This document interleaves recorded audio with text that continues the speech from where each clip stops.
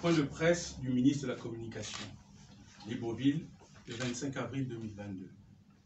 Mesdames et messieurs de la presse, dans le cadre de la feuille de route qui m'a été définie par Madame le Premier ministre, chef du gouvernement, Christiane Osuka-Raponda, il sera tenu par mes soins un point de presse trimestriel portant essentiellement sur les sujets politiques, économiques, sociaux et internationaux fortement relayés par vos différentes rédactions. Pour ce point de presse inaugural, les sujets abordés ont fait l'objet d'une évaluation statistique et n'ont été retenus que les faits ayant cumulé plus de 70% dans les enquêtes réalisées auprès des différentes rédactions et des lecteurs. Concernant l'actualité politique, 3 faits majeurs ont retenu notre attention. La nomination des hauts commissaires de la République, chargés de l'évaluation, du suivi, de la mise en œuvre de l'action politique du président de la République en vue de l'amélioration de vie des Gabonaises et des Gabonais. Dans l'analyse faite par les journalistes, il ressort dans le choix de cette haute personnalité 3 éléments importants, à savoir leur profil. Il se dégage unanimement à la lecture de la presse qu'il s'agit des compatriotes issus de tous les milieux sociologiques, de toutes les régions du Gabon et de toutes les générations. Leur expérience professionnelle et politique, il apparaît clairement, les différentes analyses issues des médias, que ces hommes et femmes sont pour la plupart des hauts commis de l'État aux expériences aussi riches que diversifiées dans la gestion de la chose publique. Leur horizon politique, il n'a pas échappé à la presse de relever la diversité politique de ces dignitaires de la République issus des rangs de la majorité comme de l'opposition et de la société civile. Toute chose qui consolide l'ancrage de notre démocratie participative. La célébration du 12 mars marquant le 54e anniversaire du Parti démocratique gabonais PDG. Après la cérémonie de commémoration du 54e anniversaire du PDG, le 12 mars dernier au Jardin botanique, la presse a abondamment évoqué qu'après une longue interdiction de rassemblement liée à la crise à la Covid-19, ce fut l'occasion pour le Parti démocratique gabonais et son distingué camarade de communier avec la base militante. À cette occasion, la presse a relevé l'effervescence et la très forte mobilisation des militants du PDG. Ce grand rassemblement s'est davantage consolidé à la faveur de la célébration en différé dans les 9 provinces avec pour point final l'estuaire le 23 avril dernier. Cette forte adhésion des militants et sympathisants du Parti démocratique gabonais a été l'occasion de solliciter respectueusement la candidature officielle du distingué camarade pour les échéances à venir de 2023. Les journées parlementaires de l'opposition. De son côté, l'opposition n'a pas été en reste dans l'actualité politique marquée par ses retrouvailles à Lambaréné à la faveur des journées parlementaires. Le gouvernement, par la voix du ministère de la Communication, se réjouit de la vivacité des écuries politiques et salue le déploiement de notre modèle de démocratie apaisée, gage d'un meilleur vivre ensemble au-delà des clivages idéologiques. À ce sujet, l'actualité économique marque 3 points qui ont été mis en exergue dans le cadre de son déploiement. La hausse du baril du pétrole.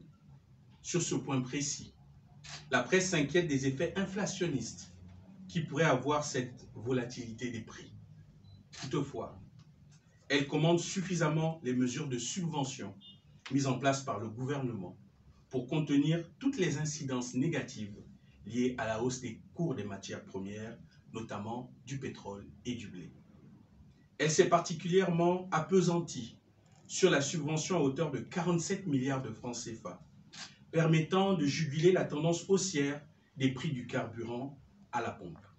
La presse relève par ailleurs que le président de la République, chef de l'État, soucieux de la problématique de la vie chère, a instruit le gouvernement de tout mettre en œuvre pour préserver le panier de la ménagère. 2. La remise de plusieurs lots de taxis sur l'étendue du territoire. Dans le cadre du plan d'accélération de la transformation, dans son pivot 3, sa bataille 9, la presse a salué l'opération de remise du premier lot des taxis par Madame le Premier ministre chef du gouvernement le 7 avril 2022.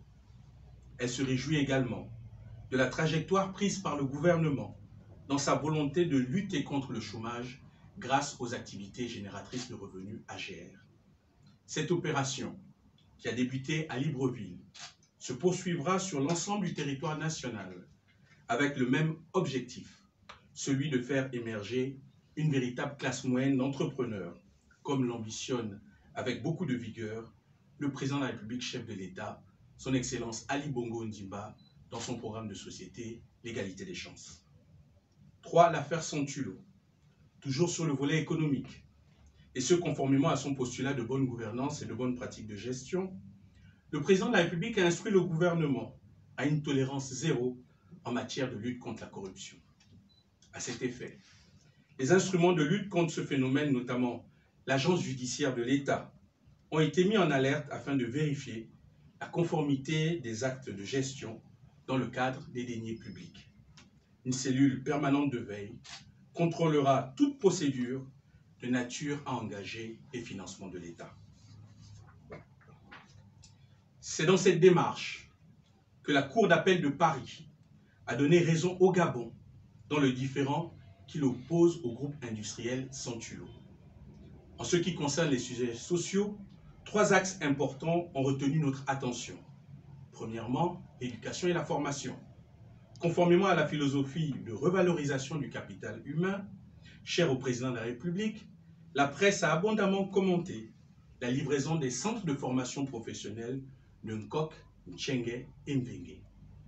Ces pôles d'excellence soutiennent l'ambition du Gabon et des entreprises qui y opèrent d'avoir un gisement potentiel de ressources humaines en parfaite adéquation, formation et emploi. Le gouvernement gabonais s'emploie à intensifier ce processus afin d'avoir un positionnement concurrentiel vis-à-vis de ses partenaires de premier niveau, notamment des entreprises nationales et de second niveau à travers les firmes internationales. Deuxièmement, les violences du genre. Malgré les efforts du gouvernement sur la promotion des droits de la femme, la presse rapporte une recrudescence des violences faites aux femmes, au regard des derniers faits divers relayés dans plusieurs médias en ligne. C'est le cas de la jeune dame, violentée par un taximan sur la voie publique, et de la scène de ménage ayant tourné au drame au quartier Ali Bandeng. Sur ces 2 faits, le gouvernement a pris la mesure de la gravité de ces incidents qui sont aux antipodes de la promotion égalité homme-femme que défend avec cœur et assiduité Madame la Première Dame Sylvia Bongo Ondimba. Enfin, la presse dans son ensemble salue la promptitude de la réaction du gouvernement face à l'interpellation de ces 2 infortunés. 3. La promotion Iforchi. À la suite de la recrudescence des faits cités plus haut, la presse a accueilli l'événement du Iforchi, rappelant qu'il est conforme à la volonté du président de la République, chef de l'État, son Excellence Ali Bongo Ondimba, d'avoir au Gabon une égalité des référents hommes-femmes. Elle n'a pas manqué de souligner la reconnaissance internationale à travers la distinction qui lui a été remise par la responsable de ONU Femmes, Afrique centrale et de l'Ouest. Cette marque de reconnaissance récompense l'engagement du chef de l'État à promouvoir l'égalité du genre avec la nomination de plusieurs femmes à des hautes responsabilités, à l'instar de Madame le Premier ministre, Madame Rose Christiane Osuka Raponda. 4. Les principaux axes d'évolution et ou d'amélioration. Dans ce cadre, 2 actualités font l'objet de commentaires du gouvernement. Premièrement, l'affaire de pédocriminalité au sein de la Fédération gabonaise de football. Il convient de rappeler à tous qu'une fois ce phénomène révélé, le président de la République a instruit le gouvernement, à travers le ministre de la Justice, de faire toute la lumière sur ces atteintes graves aux bonnes mœurs. L'enquête suit son cours, la justice étant indépendante et souveraine, il appartient à la presse de respecter le principe de neutralité. Pour clore le sujet des déviances sociales, le gouvernement s'indigne sur la une de l'hebdomadaire Gabon Matin, en sa parution du jour titrée « Phénomène des disparitions d'enfants, l'alerte ». Le gouvernement rappelle qu'il n'appartient pas à la presse de créer des psychoses de nature à troubler la quiétude de nos compatriotes, même si le gouvernement réaffirme son attachement au principe de prévention. Ces dérives sont fortement et sévèrement sanctionnées ailleurs et le Gabon ne peut déroger à la règle. Nous invitons vivement les directeurs de rédaction à faire preuve de vigilance dans le traitement d'un certain type d'information qui peut s'avérer très préjudiciable à la paix sociale. Enfin, sur le plan international, la presse dans son ensemble commente de manière diverse et variée le deuxième tour de l'élection présidentielle française qui s'est tenue le 24 avril 2022 et qui a vu la victoire du président Emmanuel Macron face à Madame Marine Le Pen. La presse a relayé le message de félicitations de son Excellence Ali Bongo Ondimba à son homologue français. Je vous remercie.